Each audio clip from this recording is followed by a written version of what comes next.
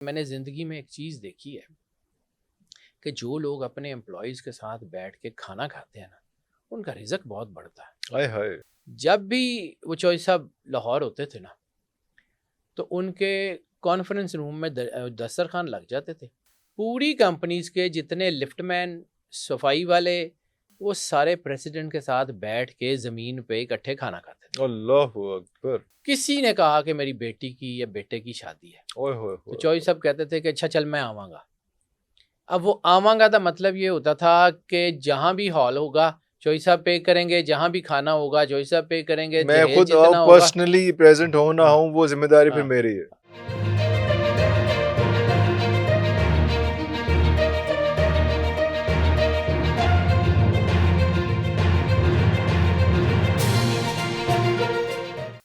میں اس لیے کہتا ہوں۔ پھر دوسرا، غلاموں اور کمزوروں کے ساتھ حسن سلوک۔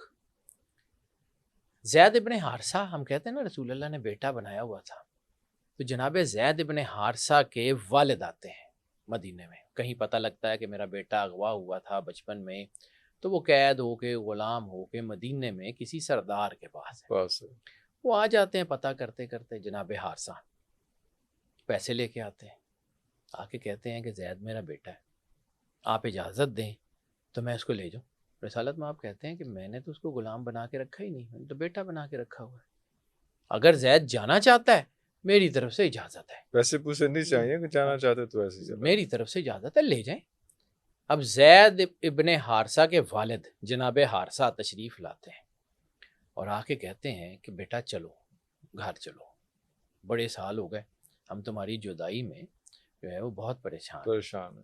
تو چلو تمہاری ماں اور تمہاری لوگ انتظار کر رہے ہیں۔ تو جناب زید نے کیا کہا؟ انہوں نے کہا مجھے آپ کے گھر سے زیادہ سکون یہاں پہ ہے۔ اللہ اکبر، جناب زید ابن حارثہ کی حدیث ہے کہ میں نے 10 سال سرور انبیاء صلی اللہ علیہ وآلہ وسلم کی خدمت کی، اور آج تک انہوں نے نہ مجھے کبھی ڈانٹا، نہ مجھ سے یہ پوچھا کہ یہ کیا کیا ہے اور یہ کیوں کیا ہائے ہے۔ ہائے، حالانکہ میں غلاموں کی طرح رہ رہا تھا، لیکن انہوں نے بیٹوں کی طرح رکھا ہوا تھا۔ اللہ اکبر، اور جناب زید ابن اللہ حارثہ اکبر، نہیں گئے، اللہ اور اس حسن سلوک کا یہ ہوا کہ جناب حارثہ نے اسلام قبول کر لیا، اللہ اکبر، جناب حارثہ مسلمان ہو کے گئے۔ پھر کبھی کبھی رسالت ماں اجازت دیتے تھے ان کو کہ جاؤ اپنی ماں کو مل لاؤ، مل کے آؤ، وہ پھر چلے جاتے تھے، پھر آ جاتے تھے، لیکن وہ جب تک رہے وہ سرکار کے ساتھ رہے۔ یہ حسن سلوک ہے۔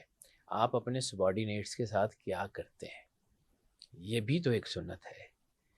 جو آپ کے زیر نگیں ہیں، یہ مطلب میں اور بہت سے لوگ دیکھے ہیں، لیکن میں نے زندگی میں ایک چیز دیکھی ہے کہ جو لوگ اپنے امپلائیز کے ساتھ بیٹھ کے کھانا کھاتے ہیں نا، ان کا رزق بہت بڑھتا ہے۔ ہائے ہائے، یہ میں اپنے تجربے کی اللہ بنیاد پہ، اکبر، میں ایک بہت بڑے گروپ کے ایک بہت بڑے مالک کی بات کروں، ڈیلیبریٹلی نام اس لیے نہیں لے رہا کہ ان کے فوت ہونے کے بعد وہ گروپ ٹوٹ گیا اور ان کے پھر بچوں نے واپس میں بانٹ لیا، لیکن اس وقت وہ ایک کمبائنڈ گروپ تھا، وہ میرے دادا جی کے دوست تھے۔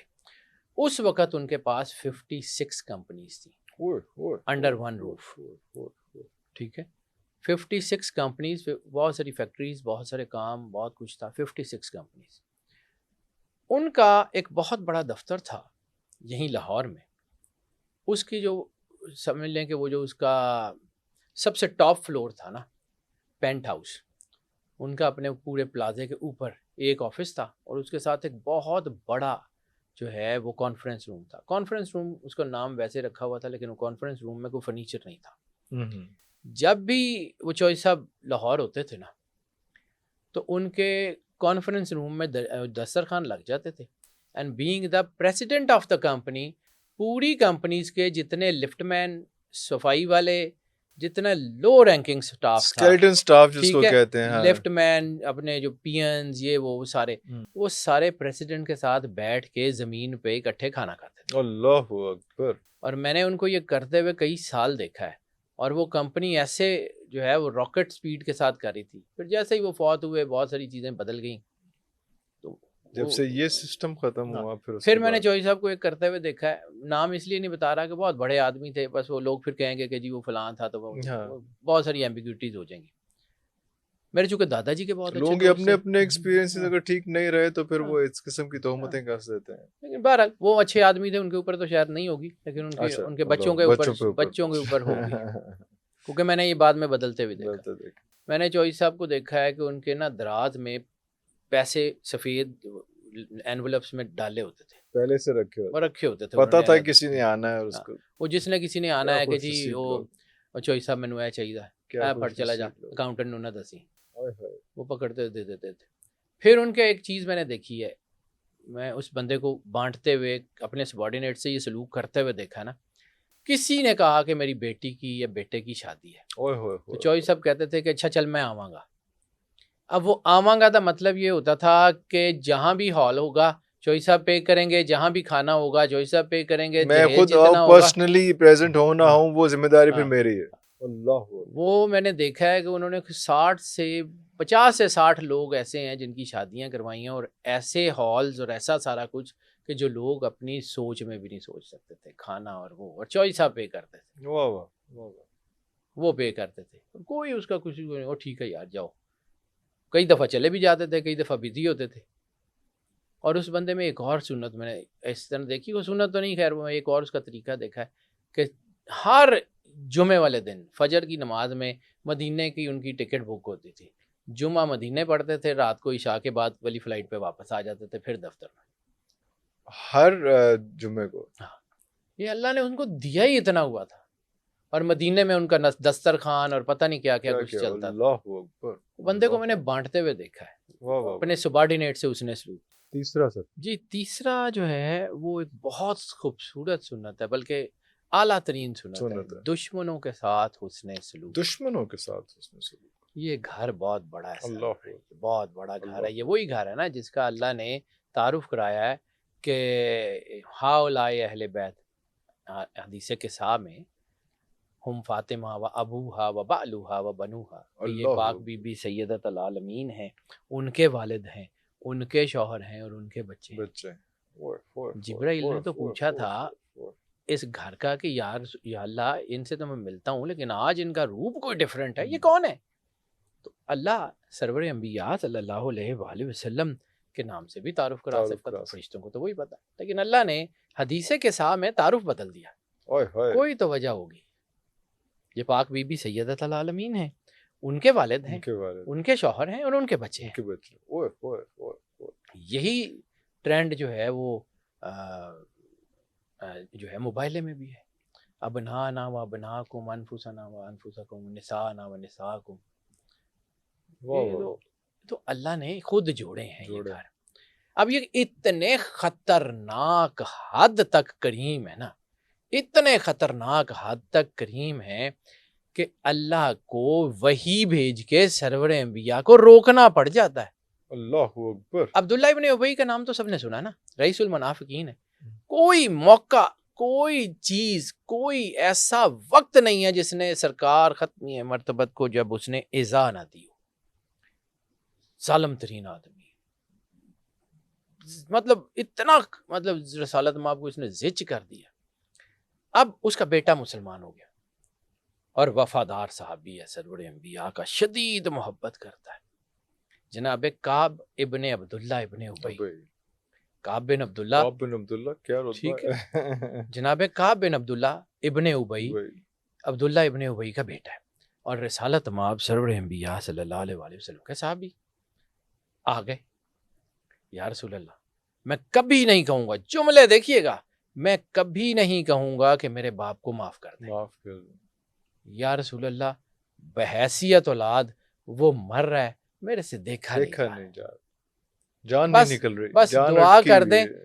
دعا کر دیں مر جائے. آئے ہائے. اب رحمت للعالمین، آپ نے اپنا پہنا ہوا کرتا اتارا، اس کو کہا باپ کو پہنا دے، کرتا پہنایا، جان نکل گئی. اب اس کی قبر پہ بھی چلے گئے. اب اللہ جو ہے وہ کیسے برداشت کرے؟ دیکھیں اللہ رحمت للعالمین نہیں ہے، اللہ ذوالجلال والاکرام ہے، ذوالجلال والاکرام. ٹھیک ہے. اللہ رب العالمین ہے، سرکار رحمت للعالمین ہے.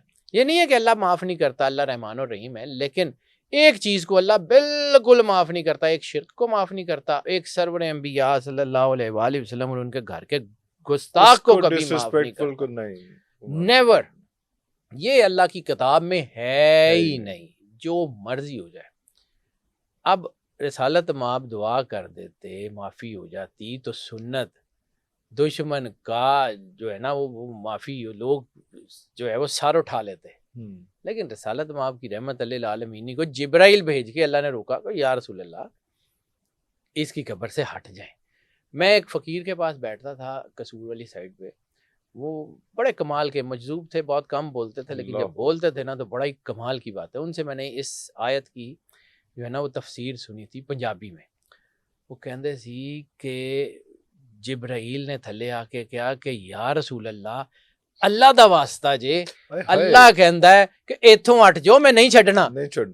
اوئے ہوئے ہوئے ہوئے. اس آیت کی تفسیر مجھے ان کی زبان سے نا, اللہ دا واسطہ اللہ کہہ رہے ہیں کہ تو ہٹ جاؤ, میں نہیں چھڈنا, میں نہیں چھڈنا. اللہ اکبر. سر یہ تو گھر دعا کرتا ہے, یہ سنت. چلیں دشمن کے لیے دعا کرنا بھی تو سنت ہے. سنت ہے. جب فتح مکہ ہوئی تو رسالت مآب نے کیا کہا, لا تثریب علیکم الیوم, کہ تم سے کوئی آج پوچھے گا بھی نہیں. اور رسالت مآب سرور انبیاء تو شدید ترین محبت کرنے والے ہیں. شدید ترین محبت کرنے والے. اللہ کی مخلوق سے اللہ محبت کرتا ہے اور سرور انبیاء. ہاں ایک اور حدیث مجھے یاد آ گئی سرور انبیاء صلی اللہ علیہ وسلم کی. رسالت مآب نے فرمایا اگر تم اپنے دشمن کے لیے دعا کر سکتے ہو تمہیں اپنے لیے دعا کرنے کی ضرورت نہیں ہے. مسند احمد ابن حنبل کی حدیث ہے. اگر تم اپنے دشمن کے لیے دعا کر سکتے ہو تو تمہیں اپنے لیے دعا کرنے کی ضرورت نہیں ہے. کیا یہ سنت نہیں؟